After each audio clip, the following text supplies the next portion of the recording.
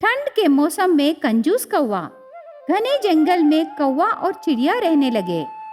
कौवा बहुत कंजूस है और कौवे की पत्नी चिड़िया बहुत दयालु है।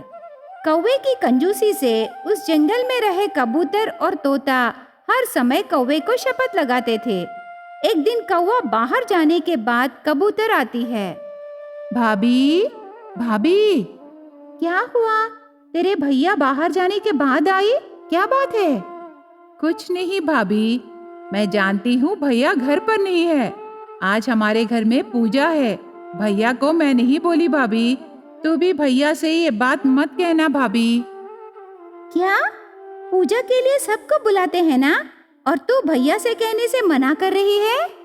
तो क्या करूँ भाभी, भैया की कंजूसी से हमें वो परेशान करेगा।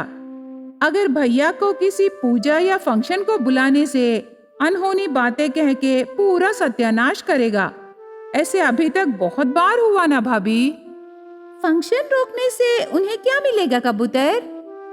अरे भाभी, फंक्शन रोक देने से वहाँ के बच्चे चीजें वो घर लेके चले जाएगा भाभी। परसों भैया मेरे पति से ऑयल यूज करने से दिल का दौरा आएगा कह के तेल यूज करना बंद करवा दिए। तब हमारे घर में रहे ऑयल पैकेट्स भैया लेके चले गए भाभी। ओ, वो ऑयल पैकेट्स तुम्हारे हैं? हाँ भाभी, भैया आने का टाइम हो गया ना, मैं चलती हूँ। दया करके तुम दोनों हमारे घर की पूजा को मत आओ। पड़ोसन कबूतर वहाँ से चली जाती है। कौवे की कंजूसी से बाकी पक्षी ऐसे बातें करने पर चिड़िया आश्चर्य हो जाती है। 1 घंटे के बाद कौवा घर आता है। आते आते कौवा एक बैग में सब्जियां लाता है। ये क्या जी, इतने सारे सब्जियां लाए? इतने क्यों खरीदे जी? अरे सुनो चिड़िया, मैं क्यों खरीदूंगा? ये सभी सब्जियां मेरे दिमाग से आए हैं। इन्हें तो संभाल के रखना।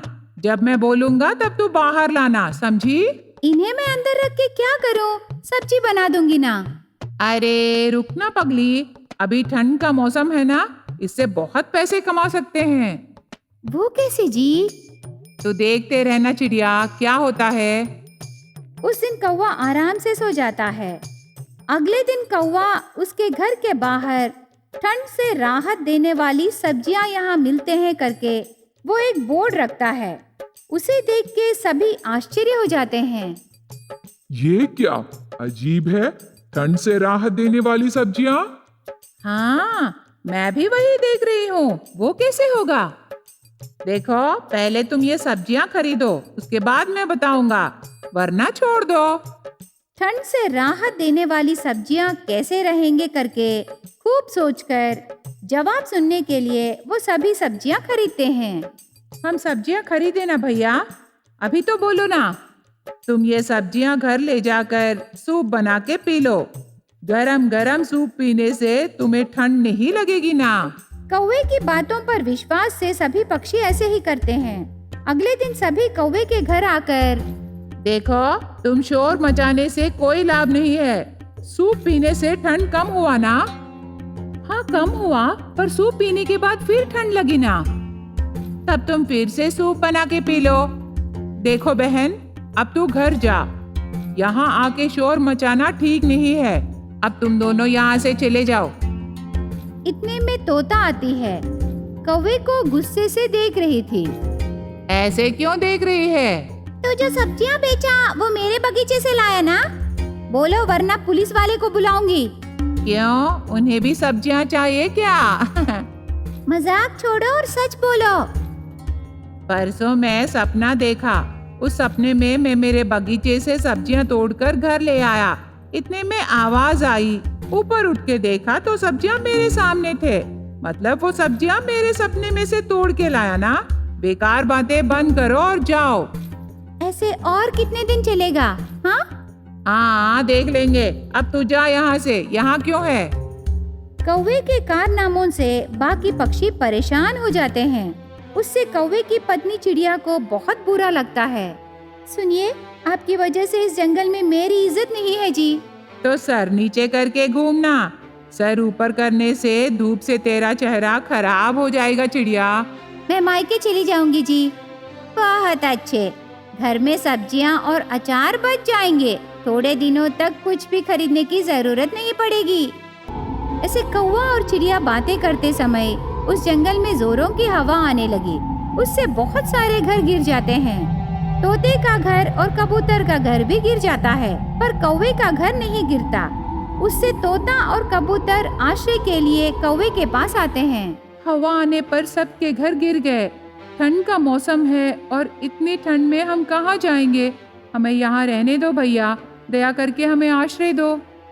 तेरी कंजूसी से हमें बहुत परेशान किए, पर हम तुम्हें माफ करना चाहते हैं। इस हालत में जरा हमें आश्रय दो कौवा। चुप रहो, जरूरतमंदों की मदद मैं हमेशा करूँगा। तुम चिंता मत करो, ठंड का मौसम खत्म होने तक मेरे घर में आराम से रहो। कौवा वो बात कहने पर सभी बहुत खुश होते हैं। वो कौवे का जय जयकार करते हैं। लेकिन कुछ शर्तें हैं, ध्यान से सुनो। मेरे घर में रहने के लिए तुम्हें पैसा देना होगा। ठीक है कौवा। तुम चिंता मत करो, हम तुम्हें जरूर पैसे देंगे। तो सुनो, मेरे घर में सोने से 100 रुपए और खाना खाने से 50 रुपए, बाथरूम यूज करने से 20 रुपए और टी कॉफी पीने से 10 रुपए लगेंगे। क्या तुम सबको मंजूर है? ठीक है, पहले हमें जगह दो, बहुत ठंड पड़ रही है। हर एक चीज का हम तुम्हें पैसे देंगे। तुम चिंता मत करो भैया, पहले हमें यहाँ जगह दो। ठीक है बहन, आखिरी बात सुनो। पैसे दोगे बोले ना, तो मेरे और शर्त हैं, ध्यान से सुनो। चीखने से 50, खांसने से 50 देना होगा। बाल कंघी करने से 10 रुपए लगेंगे। ऐसे कौवे की बातें सुनकर कबूतर और तोते के दिमाग घूम जाते हैं। हे भगवान, इस कंजूस के घर रहने से अच्छा है कहीं पेड़ पर रहना सबसे अच्छा है। यहाँ रहना बेकार है तोता। छी बेकार कौवा, खुजलने से भी पैसे पूछोगे क्या? हम यहाँ 1 मिनट भी नहीं रहेंगे। ऐसे कबूतर और तोता कौवे के घर से चले जाते हैं। चिड़िया ये सब देख के दंग रह जाती है। अरे सुनो, चाहिए तो मैं तुम्हें 20% डिस्काउंट दूंगा और स्पेशल बोनस भी दूंगा, ठीक है? धन्यवाद कौवा। दोनों वहाँ से चले जाते हैं। पति की कंजूसी देखकर चिड़िया सर पकड़ लेती है। सोनी चिड़िया उसके 2 बच्चों से बहुत प्यार करती थी। वो उसके बच्चों को बहुत प्यार से पालने लगी। सोनी चिड़िया उसके घोंसले को जंगल से दूर नदी के पास बनाती है। उस जंगल में बारिश पड़ना शुरू होती है। माँ, बाहर बहुत बारिश हो रही है। हमें भूख लगी है माँ, खाने को कुछ है तो दो ना। ऐसे चिड़िया के बच्चे पूछते हैं। तब सोनी चिड़िया उसके बच्चों से, अरे घर में खाने को कुछ भी नहीं है। 2 दिन से लगातार बारिश हो रही है, बाहर जाना भी नहीं हो रहा, ऐसे कहती है सोनी चिड़िया। लेकिन उसके बच्चे भूख से तड़प रहे थे। तब सोनी चिड़िया इतनी बारिश में बाहर जाकर बहुत मेहनत से उसके बच्चों के लिए खाना लेकर आती है। बच्चों, इतनी बारिश में हमें आहार मिलना बहुत मुश्किल है, इसीलिए आज हमें जो आहार मिला है उसे हम थोड़ा थोड़ा बचा के खाएंगे। ठीक है माँ। बच्चे आहार खाना शुरू करते हैं। दिन भर दिन बारिश बहुत बढ़ रही थी। तब सोनी चिड़िया ने, ये बारिश तो बहुत हो रही है, लगता है इस बारिश से नदी उभर के आएगी। कल तक ऐसे ही बारिश होने से नदी का पानी मेरे घर तक आएगा, ऐसे सोचती है। तब तक चिड़िया के घर में पानी टपकने लगा। उस दिन रात को तीनों पक्षी आराम से सो जाते हैं। अगले दिन सुबह सोनी चिड़िया उठ के देखने पर उसके घर के चारों ओर पानी भर जाता है। वो जल्दी से उसके बच्चों को उठाकर, बच्चों जल्दी उठो, नदी का पानी उभर गया, हमें जल्दी यहाँ से निकल जाना है, ऐसे कहती है। सोनी चिड़िया उसके बच्चों को लेकर वहाँ से जाने की कोशिश करती है, पर बाढ़ का पानी बढ़ने लगा। माँ, हमें डर लग रहा है, ये पानी हमारे घर को डुबा देगी क्या? दोनों बच्चे रोने लगे। नहीं बच्चों, डरो मत, कुछ नहीं होगा, जल्दी से तुम दोनों छत पर चढ़ जाओ, ऐसे कह के तीनों छत पर चढ़ जाते हैं। सोनी चिड़िया उसके बच्चों को वहां से ले जाने के लिए रास्ता ढूंढ रही थी और कोशिश करने लगी।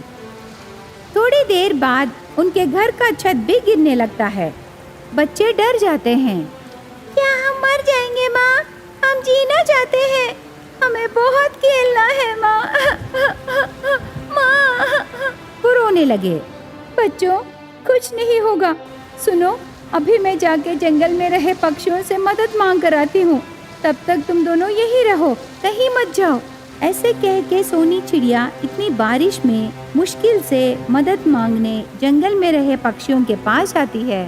तोता, मेरा घर बाढ़ के पानी में फंस गया, मेरे बच्चे खतरे में हैं, तो आके मेरी मदद करना तोता, ऐसे पूछती है। तब वो तोता सोनी चिड़िया से, क्या इतनी बारिश में मैं तुम्हारे बच्चों को बचाऊं? जोक कर रही है क्या? बाढ़ का पानी देखिए ना, इतनी बारिश में तेरी मदद करने से कल मेरे बच्चे अनाथ हो जाएंगे। वैसे तो उस नदी के पास तेरा घर क्यों बनाई चिड़िया? ऐसे तोता मदद करने के लिए इनकार कर दी। तब सोनी चिड़िया हर एक पक्षी से मदद मांगने लगी, पर उसकी मदद करने कोई भी आगे नहीं आते। हे भगवान, मैंने क्या पाप किया है? मेरी मदद करने कोई भी नहीं आ रहे। मेरे बच्चों को कौन बचाएगा भगवान? मैं खुद मेरे बच्चों को बचाऊंगी। वो वापस उसके घर जाती है। उसके घर के पास जाके देखने पर घर पूरा डूबा रहता है। उसके बच्चे नजर नहीं आते। तब सोनी चिड़िया का दिल टूट जाता है। हे भगवान, मेरे बच्चे, ये क्या हो गया? मेरे बच्चों को मुझसे दूर कर दिए। अब मैं उनके बगैर कैसे जीऊं भगवान? वो बहुत रोने लगी। नहीं नहीं, मेरे बच्चे यहीं कहीं होंगे। वो बहुत बहादुर हैं और दोनों बहुत होशियार हैं। वो यहीं कहीं होंगे। ऐसे सोचकर हिम्मत जोड़ के उसके बच्चों के लिए इतनी बारिश में चारों ओर ढूंढने लगी। बाढ़ का पानी और बढ़ने लगा। सोनी चिड़िया उस बारिश में उड़ नहीं सकी और डूब जाती है। तब सोनी चिड़िया के बच्चे एक छोटे से नाव में आने लगे। माँ, यहाँ इधर आ माँ, ऐसे बुला के सोनी चिड़िया को नाव में चढ़ाते हैं। माँ, हमें स्कूल में नाव बनाना सिखाए ना, और आज वो उपयोग हुआ माँ, ऐसे दोनों बच्चे कहते हैं। उसके बच्चों का काम देखकर सोनी चिड़िया बहुत खुश होती है। बाढ़ का पानी बढ़ के जंगल में रहे बाकी घरों को भी डुबा देता है। तब सोनी चिड़िया उसके बच्चों के साथ दूसरे पक्षियों को भी बचाती है। चिड़िया की मदद करने से इनकार किए बाकी पक्षी सोनी चिड़िया से माफी मांगते हैं।